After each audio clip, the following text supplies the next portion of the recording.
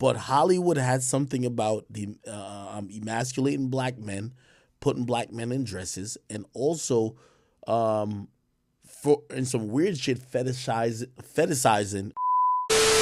Yo, what's good? Life is Strange here. Like, sub, do all that. But unless you've been living under a rock, no Krishan, then you must have watched or at least seen clips floating around on social media of the Cat Williams interview on Club Shay Shay, a podcast hosted by Hall of Fame NFL tight end Shannon Sharp. Anyway, the negotiator himself, DJ AKADEMIKS, reacted to the interview and had a lot to say, especially when things like black men selling their souls were brought up. And I don't know about y'all, but I find that type of stuff interesting, so let's get right into it. One thing I'll say about what Cat keeps alluding to this whole entire time is that Hollywood either has a fixation, maybe because of some perverted views or perverted, desires, or potentially maybe it was just what was taboo and that could get the ratings. I don't know.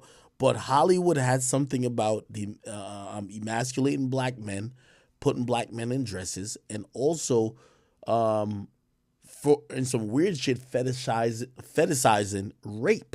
So I get why, and again, I watch this. Y'all watch this whole interview. This is the best interview that I've seen in a year or so.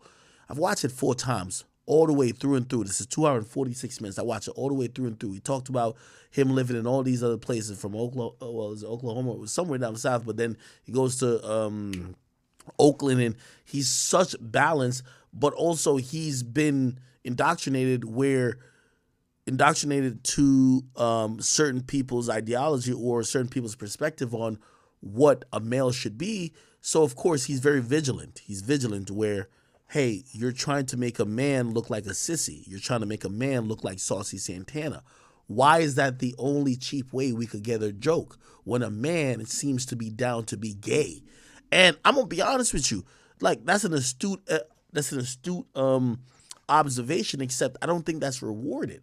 I think that people look at him and be like, yo, and by the way, he spoke so eloquent in his interview, he almost tried to make it like, yo, I'm not bigoted, this and third. But essentially, he pretty much admits, I'm weirded out by the fact that they always trying to make us black men gay. Man, as a kid, I would see black men in dresses in the movies or on TV and never really think much of it. But as I grow older and my perspective changes, I can now look back now and say, what the fuck? Why were so many doing it? That is so weird. I don't want to go full AJ on y'all, but something is definitely up. And the more I watch this interview, the more little crumbs Cat would throw out. But what do y'all think about black men in dresses? That sounds crazy, but let me know in the comments. Let me tell y'all that, chat. Let me tell you. I've been watching this interview on repeat. I'm not comparing myself to Cat Williams. Cat Williams is a one of one. And also, I don't know if that nigga on some crazy shit. Everybody trying to accuse him of that. But let me tell you this. It's so funny when I see people even now talk about me and they're like, yo, we got to get rid of ACK or we got whatever. And I'm like, bro, you do realize I was never the guy who got accepted by this industry. I was never the guy who got these. The biggest thing you could say I ever got was a Spotify deal. I'm never the guy who was just like, oh, we love you. You're at every festival. You're speaking at every engagement. You are the guy we put every single place. I've never been the guy. That's that. There have been people who are less successful than me that's been that guy. So when I'm watching Cat, there's a lot of things he says that I'm like, I understand why he's saying that, because there's a parallel to me.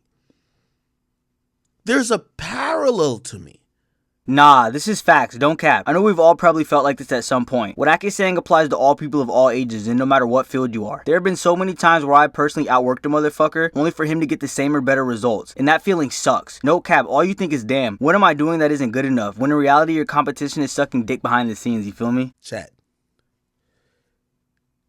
I'll tell you this. That's one thing I've been good about. I have one of the biggest mouths, and I definitely talk too much. But what I've realized in this industry, you got to collect these niggas' secrets. You got to know the shit about them.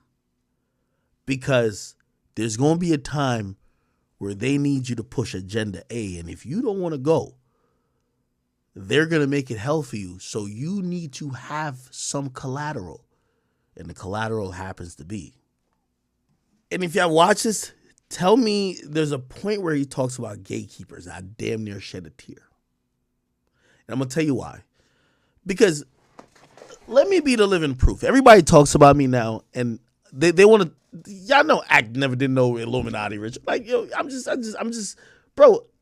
It's a reason why all these YouTubers, salute to even the Flacos and everybody else of the world. They realize, yo, this is a nigga who was too fat, didn't look too good, blah blah blah, had no connection like that. I only knew one nigga, and I made it. Like, nigga, you had to go kick the door down to get in.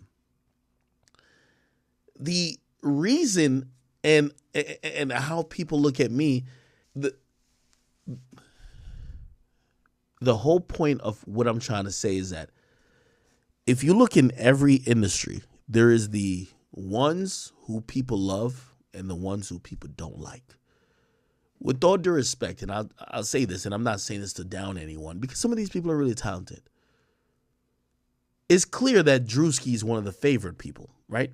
That makes sense, right? He's in pretty much almost Super Bowl commercials. He's in the Drake videos. He's commercials everywhere, like the biggest agencies that he's favored. I'm not saying he's not talented, but he's favored. There becomes people that happen to be talented, but for whatever reason, maybe they didn't get down or didn't. And I'm not gonna do or say what Kat said and get down and suck and dick. But you didn't, for whatever reason, you just weren't the person that people are willing to put all their stocks behind. That's Cat Williams. He's supremely talented, but he's not Kevin Hart. I've always felt I was in that position. That's why I thought I would never make it to radio. I'm not gonna do all that type of stuff. I'm bad with networking. I don't know how to really just kiss ass. And I'm not talking about sucking dick. Let's be clear. I just didn't know how to play the game. So when you hear Cat Williams talk, this happens not only in comedy. Could I speak a little bit about this whole selling souls thing? Because I think people who aren't in the industry, they think it's like an actual thing where you're doing a ritual and be like, hey, who do you want us to kill? We got to kill one if you're a relative. No. I think this, we have to be, we're going to be literal, but we can't be dumb. The selling of a soul, as I perceive it, is, okay, I was raised in Clarendon, Jamaica. Okay? I come from a tradition that views certain type of behavior as A.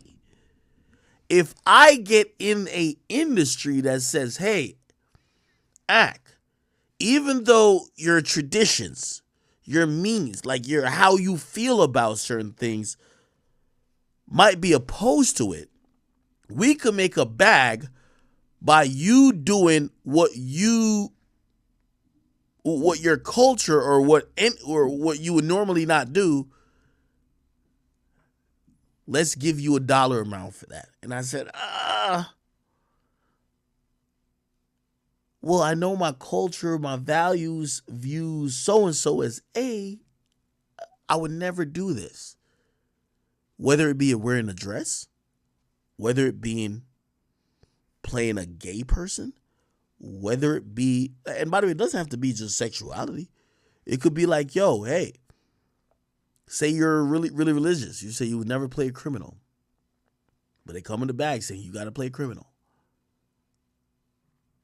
The moment you compromise on your morals, you have sold your soul. And I agree with that. If you came in the industry saying you won't wear a dress and you wear a dress later, you sold your soul. You basically sold your soul. To me, is you're selling your morals. I'm glad he said that, because I feel the same way, and I don't know if it's positive. Recently, chat, I'll tell you the truth, right? I've been like, yo, you basically 8 miles yourself. You jumped out there, you admitted anything that anybody could ever say about you, even though you didn't do nothing, but you brought up situations that wasn't public. That's a trait of a nigga that you won't be crucified by the truth. But I wonder if that's always good. Most people in the limelight live in a little bit of lies. They live in a little bit of falsity. They live in a little bit of, maybe not lies or falsity, but like they live in a little bit of secrecy. And I look at what Kat said there, and I thought about myself, and I'm like, am I going through any bullshit today if I don't do that that Twitch stream and say all this shit? Maybe if I just like acted like it never existed, I do what every other popular person does, like I probably have zero problems today, right? I don't know. I'm not gonna lie, being a chat nigga was pretty rough the last couple of days. The amount of hate DJ Akademiks was getting was absolutely crazy. Like, even after it all kind of settled down, I still do not understand why so many pages and blogs were attacking DJ Akademiks. We all know the man can be a little off his rocker and say some wild things sometimes when my boy's off the Henny during his streams. But I've personally, and correct me if I'm wrong, never seen him run with super fake allegations and use it to pretty much try to cancel other creators. So to see so many people doing it is super sad to see. But like Ak says, it may have to do with how much he talks about things that he knows he shouldn't. Like the Puffy situation. But I don't know. Y'all let me know down in the comments what you think about all of this. And what do y'all think about the Cat Williams interview with Shannon Sharp too? Let me know how y'all think about that. I think it was pretty interesting. It was one of the best interviews I've seen in a while. But that's going to do it for this video. I'm out.